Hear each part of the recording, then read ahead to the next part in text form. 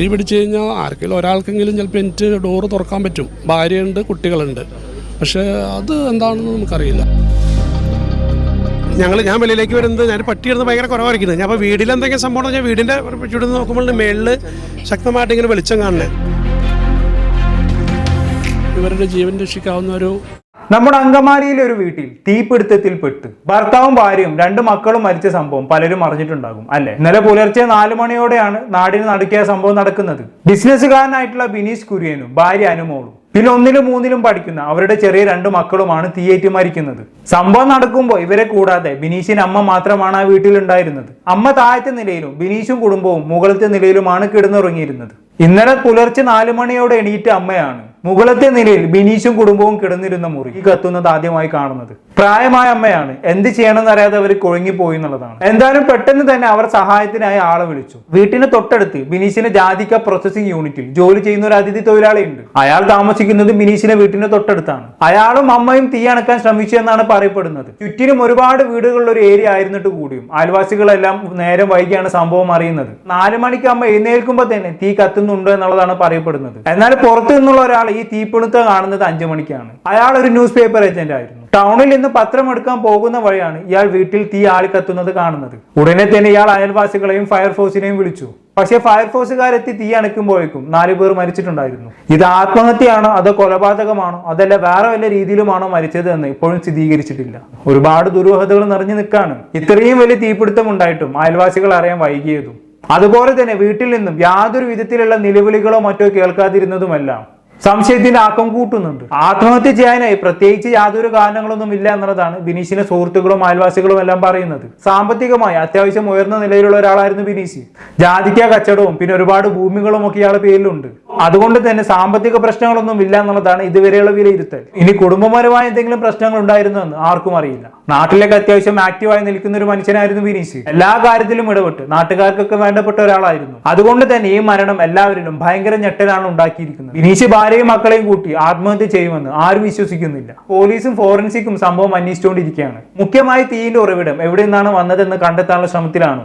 Short circuit അല്ല എന്നാണ് പറയപ്പെടുന്നത്. എവിടെ തീ പിടിച്ചു കഴിഞ്ഞാലും സാധാരണ ആദ്യം വരുന്ന നിഗമനങ്ങളെല്ലാം ഷോർട്ട് സർക്യൂട്ട് ആണ് എന്നുള്ളതാണ്. എന്നാൽ ഇവിടെ അതിനുള്ള സാധ്യത പോലീസ് തള്ളിക്കളഞ്ഞു എന്നാണ് അറിയാൻ സാധിച്ചത്. ഇനി ഏതെങ്കിലും ഇലക്ട്രോണിക് ഉപകരണത്തിൽ നിന്നും തീ പടർന്നതാണോ എന്നും അന്വേഷിക്കുന്നുണ്ട്. റൂമിൽ എസിയും ഫാനും എല്ലാം കത്തി നശിച്ചു എന്നാണ് പറയപ്പെടുന്നത്. ഒരു മുറി മുഴുവനും കത്തിയ നിലയിലാണ്. ജനലിന്റെ ചില്ലുകൾ വരെ പൊട്ടിത്തെറിച്ചിരുന്നു. പക്ഷെ എങ്ങനെ തീ പിടിച്ചെന്ന് എത്ര ആലോചിച്ചിട്ടും ആർക്കും ഒരു പിടുത്തവും കിട്ടുന്നില്ല എന്നുള്ളതാണ്. അതുകൊണ്ട് തന്നെ വീണ്ടും ഇത് ചെന്നെത്തുന്നത് ആത്മഹത്യ എന്ന സാധ്യതയിലേക്കാണ്. കാരണം മുറിയിൽ 4 പേരുണ്ടല്ലോ. അതുകൊണ്ട് തന്നെ മറ്റേതെങ്കിലും തരത്തിൽ തീ പിടിച്ചതാണെങ്കിൽ തീ പിടിക്കുന്ന സമയത്ത് ഒരാൾക്കെങ്കിലും വാതിൽ തുറന്ന് പുറത്തേക്ക് രക്ഷപ്പെടാൻ സാധിക്കേണ്ടതായിരുന്നതല്ലേ. അങ്ങനെ ഒരു ശ്രമം നടന്നിട്ടില്ല എന്നുള്ളതാണ് അറിയുന്നത്.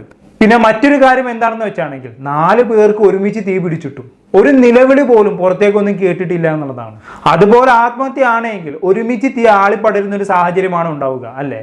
എന്നാൽ അങ്ങനെയും ആരുടെയും ശ്രദ്ധയിൽപ്പെട്ടിട്ടില്ല എന്നുള്ളതാണ്. തീ പതുക്കെ പടരുന്നതാവുമെന്നും തീ പടരുന്നതിന് മുമ്പുണ്ടായ പുകയോ അല്ലെങ്കിൽ എന്തെങ്കിലും വിഷവാതകമോ ശ്വസിച്ച് ബോധം പോയത് കൊണ്ടാകാം രക്ഷപ്പെടാനോ അതല്ലെങ്കിൽ നിലവിളിക്കാനോ സാധിക്കാത്തത് എന്നും പറയപ്പെടുന്നുണ്ട്. ഇനി ഉറക്കത്തിൽ AC പോലുള്ള മറ്റെന്തെങ്കിലും ഉപകരണത്തിൽ നിന്നുള്ള വിഷവാതകമോ മറ്റോ ശ്വസിച്ച് ബോധം പോകാനുള്ള സാധ്യതയും തള്ളിക്കളയാനാവില്ല അല്ലെ. എന്തായാലും മികച്ചൊരു അന്വേഷണത്തിലൂടെ അല്ലാതെ ഒരു കൺക്ലൂഷനിലേക്ക് എത്താൻ സാധിക്കില്ല എന്നുള്ളതാണ്. എന്തായാലും നമുക്ക് ബിനീഷിന്റെ അയൽവാസികളുടെയും അതുപോലെ തന്നെ തീ പിടിച്ച് ആദ്യം കണ്ട ആ പത്രയും ഏജന്റിന്റെയും വാക്കുകളൊന്ന് കണ്ടു നോക്കാം.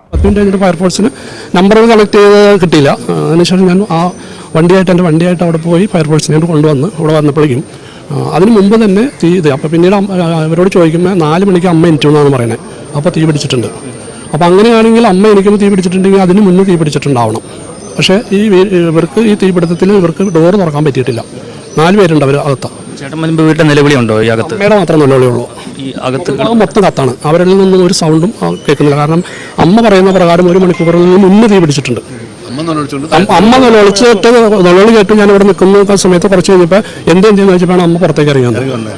അവൻ നിലവിളിക്കാൻ തീ അവനെ മൊത്തം അതിൻ്റെ അകത്ത് തീയാണ് എന്ന് പറഞ്ഞു. പക്ഷെ ആ സമയത്തൊന്നും അവരുടെ സൗണ്ടൊന്നും കേൾക്കുന്നില്ല. അതിൻ്റെ അകത്തുള്ള കുട്ടികളുടെയോ ആരുടെയോ സൗണ്ടില്ല. അപ്പോൾ ഇവരിപ്പോൾ പറയുന്ന പ്രകാരം ഒരു 4 മണിക്ക് അമ്മ എനിക്കിപ്പോൾ തീ പിടിച്ചിട്ടുണ്ടെങ്കിൽ അതിന് നേരത്തെ തീ പിടിച്ചിട്ടുണ്ട്. പിന്നെ പിള്ളേരെ ഞെരക്കം കേട്ടു പറയുന്നുണ്ട്. ആ സമയത്ത് അമ്മ വന്നപ്പോൾ പിള്ളേരെ ഞെരക്കം മോളി കേട്ടു, മോളി പോയി നോക്കി, വാതിലും അടിച്ചു നോക്കി, അപ്പൊ തുണികൾ എത്ര കണ്ടു, അങ്ങനെ പറയുന്നത്. എന്റെ വീട് അതാണ്, ആ കാണുന്ന വീടാണ്. അപ്പൊ എന്നെ എലിയാസ് വിളിച്ചത്, ഞങ്ങളുടെ ബ്രാഞ്ച് സെക്രട്ടറിയാണ്, എന്നെ വിളിച്ചു. ഞാൻ വെളിയിലേക്ക് വരുമ്പോൾ ഞാൻ പട്ടിയെടുത്ത് ഭയങ്കര കുറവായിരിക്കുന്നത്. അപ്പൊ വീട്ടിൽ എന്തൊക്കെ സംഭവം, വീടിന്റെ ചുറ്റും നോക്കുമ്പോൾ മേളില് ശക്തമായിട്ട് ഇങ്ങനെ വെളിച്ചം കാണുന്നത്. അങ്ങനെ ഓടി വന്നപ്പോൾ എലിയാസുണ്ട്, ഇവിടെ എന്റെ ചേട്ടനുണ്ട്, പിന്നെ 3-4 ആളുകളോടെ ഉള്ളൂ. അങ്ങനെ തൊട്ടേലേക്കത്തൊക്കെ ഓരോരുത്തർ വിളിച്ചു. ആ സമയത്ത് കൃത്യമായിട്ട് നോക്കിയിട്ട് നമ്പർ ഓരോരുത്തർ കിട്ടുന്നില്ല. ഫയർഫോഴ്സിനെ പല പ്രാവശ്യം വിളിച്ചു, സമയം എടുത്തില്ല. അങ്ങനെ എലിയാസ് അവിടെ ഡയറക്റ്റ് പോകുമായിരുന്നു ഫയർഫോഴ്സിന്റെ അടുത്തേക്ക്. പിന്നെ ഞങ്ങളുടെ റോഡിന്റെ ഒരു ശോചനീയാവസ്ഥ ഉണ്ടല്ലോ, അവിടെ നിന്ന് തിരിഞ്ഞു വരാൻ പറ്റില്ല. അങ്ങനെ ഒരു അരമണിക്കൂർ താമസിച്ച ഫയർഫോഴ്സ് കൂടെ എത്തിയേക്കണം. അപ്പൊ നമ്മൾ കണക്കൂട്ടില്ല. ഞാനിത് വിളിച്ചപ്പോൾ ഓടി വന്നപ്പോൾ തന്നെ ഞാൻ ബിനീഷിന്റെ നമ്പറിലേക്ക് ഒന്ന് വിളിച്ചു നോക്കി. വെറുതെ ബിനീഷിന്റെ നമ്പർ കേട്ടാ ഫോൺ ആഫ്റ്റർ ഫോട്ടറാ. അപ്പൊ ഈ പറയുന്ന മാതിരി തന്നെ ഒരു 4-4:30 ഇത് സംഭവിച്ചിട്ടുണ്ട്.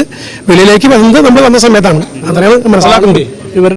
ഇവരുടെ വാക്കുകൾ കേട്ട സമയത്ത് 2 കാര്യങ്ങളാണ് എനിക്ക് തോന്നിയത്. ഒന്ന്, ഈ പറയുന്ന സംഭവം 4 മണിക്ക് അമ്മ അറിഞ്ഞു എന്നുള്ളതാണ്. അമ്മ ഉടനെ തന്നെ മുകളിൽ കയറി വാതിൽ തുറക്കാൻ ശ്രമിച്ചു, പക്ഷെ സാധിച്ചില്ല. ആ സമയത്ത് റൂമിനുള്ളിൽ നിന്നും കുട്ടികളുടെ ഞെരുക്കവും നിലവിളികളും ഒക്കെ കേട്ടിട്ടുണ്ടായിരുന്നു എന്ന് പറയുന്നുണ്ട്, അല്ലേ? എന്തായാലും അമ്മ ഉടനെ അവിടുത്തെ ജോലിക്കാരനൊക്കെ വിളിച്ച് ഉടനെ തീ അണയ്ക്കാനുള്ള ശ്രമം നടത്തിയിട്ടുണ്ടായിരുന്നു. അങ്ങനെ ഒരു മണിക്കൂറോളം തീ നിന്ന് കത്തി. 5 മണിയോടെയാണ് മറ്റൊരാൾ ഈ സംഭവം കാണുന്നതും ഫയർഫോഴ്സിനെ വിളിക്കുന്നതും. അപ്പോഴേക്കും ഒരുപാട് സമയം നഷ്ടപ്പെട്ടിട്ടുണ്ടായിരുന്നു. ഈ അതിഥി തൊഴിലാളിനെ വിളിച്ച സമയത്ത് തന്നെ അമ്മക്ക് അയൽവാസിനെ വിളിക്കാമായിരുന്നു എന്നുള്ളതാണ്. എന്നാൽ ഒരുപക്ഷെ കുറച്ചും കൂടി നേരത്തെ തീ അണയ്ക്കാൻ സാധിച്ചേനെ. ഒരുപക്ഷെ എന്ത് ചെയ്യണമെന്ന് അറിയാതെ വെപ്രാളപ്പെട്ട് കാണണം, വയസ്സായിട്ടുള്ള അമ്മയല്ലേ. പിന്നെ മറ്റൊരു കാര്യം ഇവർ പറയുന്നത്, ഫയർഫോഴ്സിന് ഫോണിൽ വിളിച്ച് കിട്ടാഞ്ഞിട്ട് നേരിട്ട് പോയി കൊണ്ടുവന്നു എന്നുള്ളതാണ്, അല്ലെ? അതൊരിക്കലും അംഗീകരിക്കാൻ പറ്റാത്തൊരു കാര്യമാണ്. 24 മണിക്കൂറും പൂർണ്ണ തയ്യാറെടുപ്പോടെ സർവീസിന് വേണ്ടി സജ്ജമായി ഒരുങ്ങി നിൽക്കേണ്ട ആൾക്കാരാണ് ഫയർഫോഴ്സ്. അതായത് ഒരു എമർജൻസി ഡിപ്പാർട്ട്മെന്റ് ആണ്. അവരെ വിളിച്ചു കഴിഞ്ഞാൽ കിട്ടാത്തൊരു സിറ്റുവേഷൻ ഉണ്ടാകാൻ പാടില്ല. എന്തായാലും ബാക്കിയും കൂടി കണ്ടു നോക്കാം. അമ്മയ്ക്ക് പുറലോകമായിട്ട് ബന്ധപ്പെടാൻ പറ്റിയിട്ടില്ല.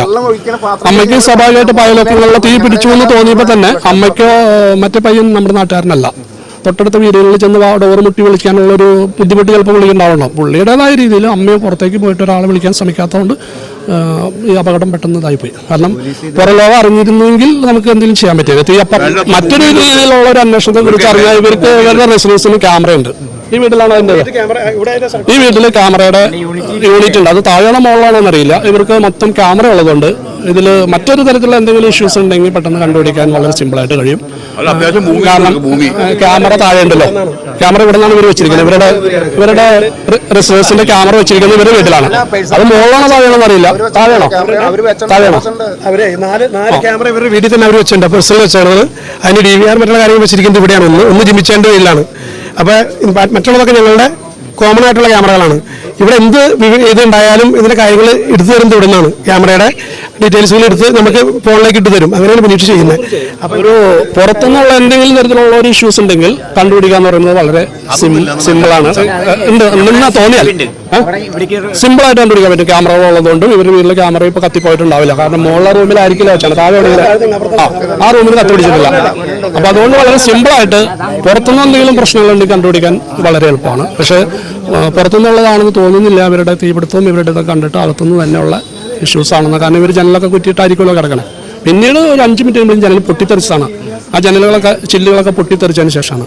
പിന്നെ ഫയർഫോഴ്സ് 5:30 ഓക്കെ. അപ്പൊ ചുരുക്കി പറഞ്ഞാൽ ചുറ്റിലും CCTV ക്യാമറകൾ ഉള്ളത് കൊണ്ടൊക്കെ തന്നെ പുറത്തുനിന്നുള്ള ഒരു ഇൻവോൾവ്മെന്റ് ഉണ്ടായി കഴിഞ്ഞാണെങ്കിൽ പെട്ടെന്ന് കണ്ടുപിടിക്കാൻ പറ്റും, അല്ലെ? അതുപോലെ തന്നെ ബിനീഷിന്റെ ജാതിക്ക പ്രോസസിംഗ് യൂണിറ്റിൽ മുമ്പ് തീപിടുത്തം ഉണ്ടായിട്ടുണ്ടെന്നുള്ളതാണ് പറയപ്പെടുന്നത്. അതിന്റെ ഇൻഷുറൻസുകൾ ലഭിക്കാനുള്ള കേസ് നടന്നുകൊണ്ടിരിക്കുകയാണ്. അന്നത്തെ തീപിടുത്തവും ഇപ്പൊ നടന്ന സംഭവവും തമ്മിൽ എന്തെങ്കിലും ബന്ധമുണ്ടോ എന്ന് അന്വേഷിക്കേണ്ടതുണ്ട്. എന്തായാലും ഈ കേസ് ഇതുവരേക്കും ദുരൂഹമായി തന്നെ തുടരുകയാണ്. യാതൊരുവിധ ആത്മഹത്യ ചെയ്യാനുമുള്ള കാരണവും ഇല്ല എന്നുള്ളതാണ് എല്ലാവരും ഒരുപോലെ പറയുന്നത്. പിന്നെ എങ്ങനെ വീട്ടിൽ തീ പടർന്നു എന്നുള്ളത് ഒരു ചോദ്യചിഹ്നമായി തുടരുകയാണ്. വരും ദിവസങ്ങളിൽ കൃത്യമായ ഉത്തരം ലഭിക്കുമെന്ന പ്രതീക്ഷയിലാണ് നാട്ടുകാരും ബന്ധുക്കളും. 2 പിഞ്ചു കുഞ്ഞുങ്ങളുടെ ജീവിതം കൂടിയാണ് കത്തി നശിച്ചത്.